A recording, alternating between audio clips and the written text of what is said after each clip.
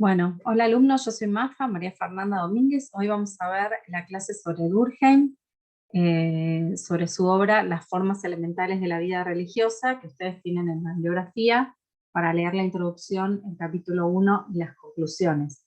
Como verán, es un libro bastante gordito, extenso, de 400 páginas. Yo les voy a comentar las partes clave que me parecen importantes para que ustedes lean.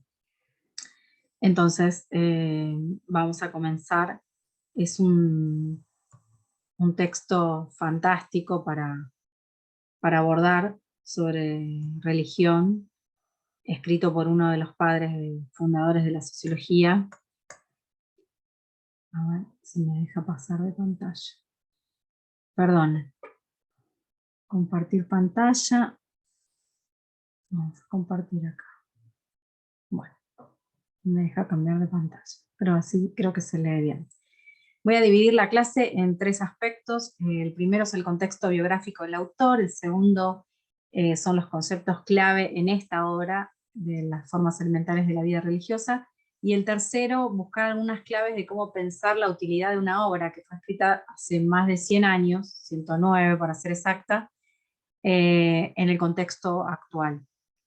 Entonces, para los que vienen de otras carreras y no tienen contacto con los textos de este autor, voy a hacer un poco una revisión biográfica de él. Muchos de ustedes ya deben haber tomado contacto con sus textos en otras materias, seguramente que vieron las reglas del método sociológico, la división del trabajo social, el suicidio seguro en las primeras materias de la carrera, pero para quienes vienen de otras les hago un contexto de cuál era la biografía de este autor. Nació en 1858, era sociólogo, pedagogo y antropólogo francés. Fue uno de los pioneros de la sociología moderna, uno de los creadores de la sociología moderna. Era hijo de un rabino que hacía 8 generaciones que en su familia se venía dando esta tradición de ser rabinos en el seno de una familia judía. Su madre era muy devota. Él en algún momento, creo que, no sé si él lo pensó o su familia, que él también iba a ser rabino. Finalmente se decidió por el laicismo y no siguió la vida religiosa, pero creció en un ambiente cargado de religiosidad, eso es innegable, y lo ha influido muchísimo justamente para escribir uno de sus textos más geniales y en su edad madura, que fue este que vamos a ver hoy. Eh, Se destacó como buen estudiante desde muy temprano. Esto le permitió acceder en 1879 a la Escuela Normal Superior de París, por la que se licenció en filosofía en 1800, le permitió acceder a su doctorado de filosofía en 1882. Terminó sus estudios en la Escuela Normal e inició la carrera de docente en diversas ciudades francesas, y entre 1885 y 1886 se trasladó a Alemania, donde conoció otras disciplinas, entre ellas la psicología experimental, o la antropología. Y desde Alemania escribió varios artículos que los envió a revistas francesas sobre filosofía o sobre ciencias positivas, y gracias a estas colaboraciones fue nombrado profesor en la asignatura de Ciencia Social y Pedagogía de la Universidad de Burdeos en 1887. En 1896 se le otorgó la cátedra de Filosofía Social y fundó la revista, que en sociología es muy conocida, Los Anales de la Sociología. En 1902 fue nombrado profesor de la Cátedra de Ciencias de la Educación de la Universidad de París, y bueno, ejerció allí hasta que falleció. Bueno, como es importante conocer el contexto en el cual escribió este autor, voy a hacer un raconto de los hechos más relevantes de su época o durante su vida, para que entendamos un poco el contexto al cual él le escribía, ¿no? A esa Francia que él veía fragmentada y con necesidad de cohesión social. En 1870 se desata, como ustedes saben, una guerra franco-prusiana, un conflicto bélico, que después de la cual, como ustedes saben, se produjo la unificación política de Alemania.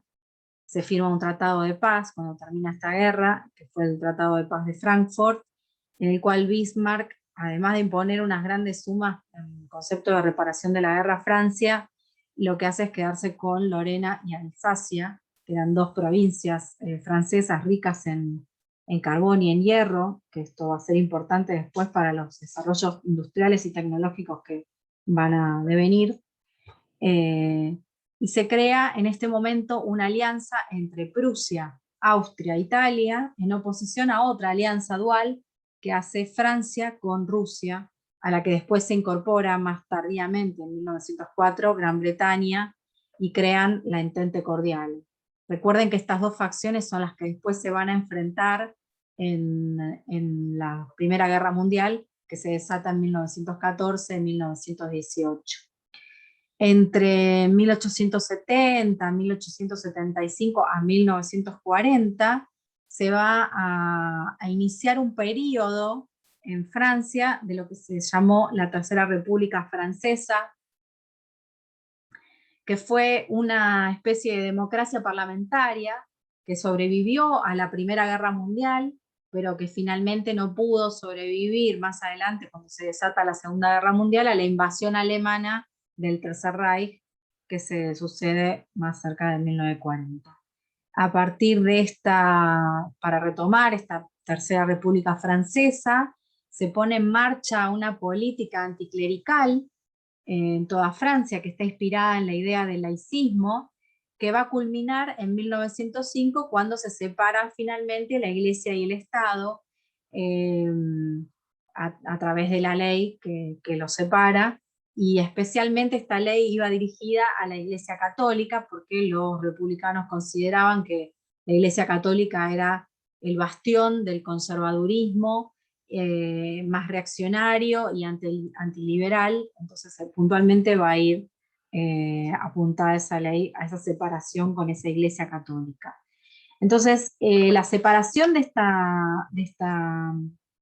de la Iglesia con el Estado es algo que afectó todos los ámbitos de la vida pública francesa, afectó en temas de educación, afectó las prácticas de los funerales, afectó las prácticas que había en los hospitales.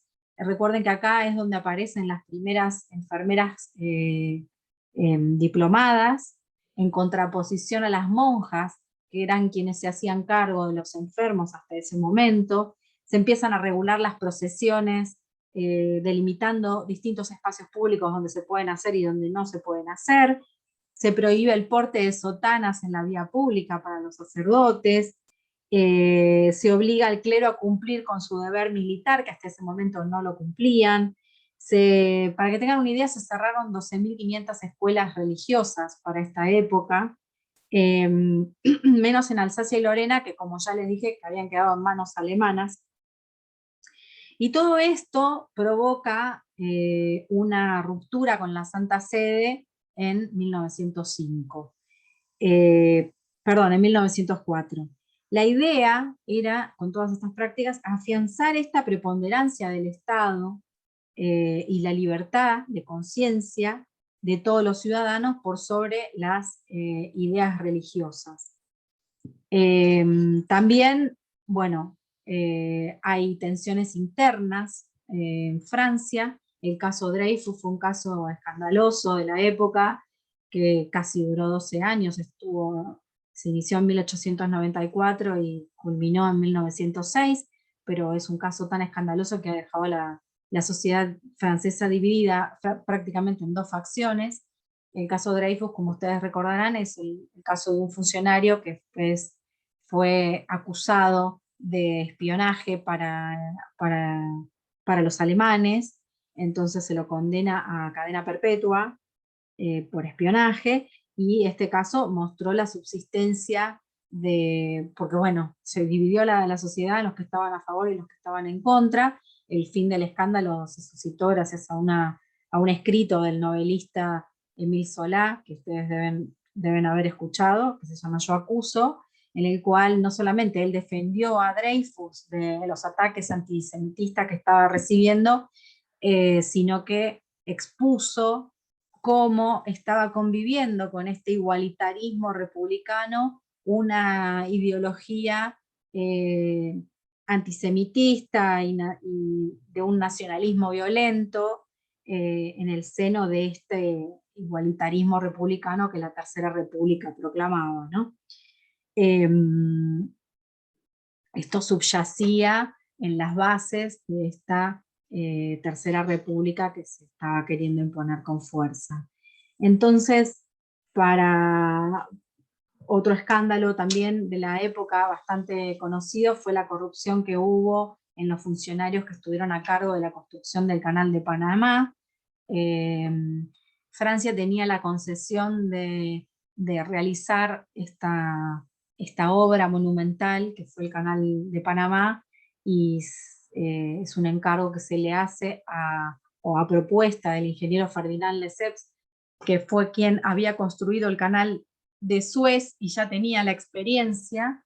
Se le encarga la tarea de construir el Canal de Panamá, pero también fue un escándalo en la época porque se requirió generar una empresa propia del Estado para poder llevar adelante esta tarea. Se crea una empresa constructora para poder llevar adelante el Canal de Panamá, requirió como 600 millones de ese momento, y finalmente termina en la nada, primero por errores técnicos que fueron también escandalosos y expuestos en la opinión pública por el otro ingeniero, Eiffel, que expuso que estaba mal construido porque le faltaban algunas cuestiones básicas, y entonces esa construcción de ese canal fue toda una corrupción de funcionarios y quedó en la nada. Se perdió, digamos, todo ese dinero. Después finalmente el Canal de Panamá lo termina construyendo, o sigue la obra a Estados Unidos, y bueno, ya sabemos cómo terminó aquello. Esto también fue un escándalo de corrupción de ese momento, que también dividió las opiniones y las aguas de los franceses.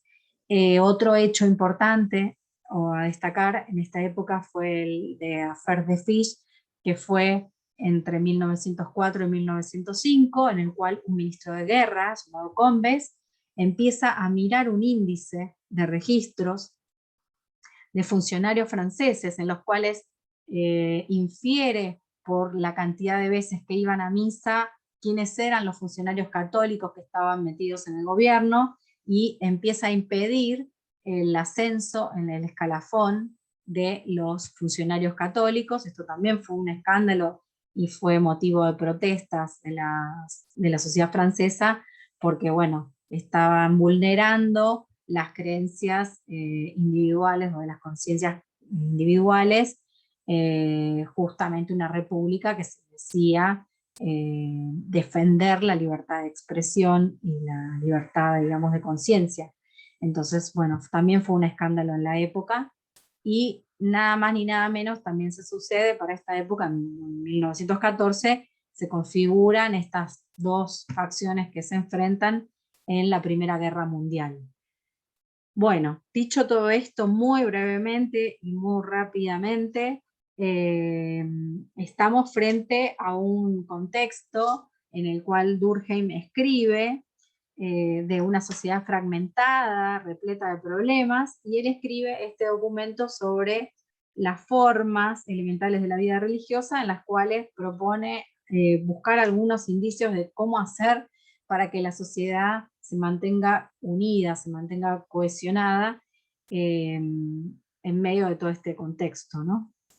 Entonces, él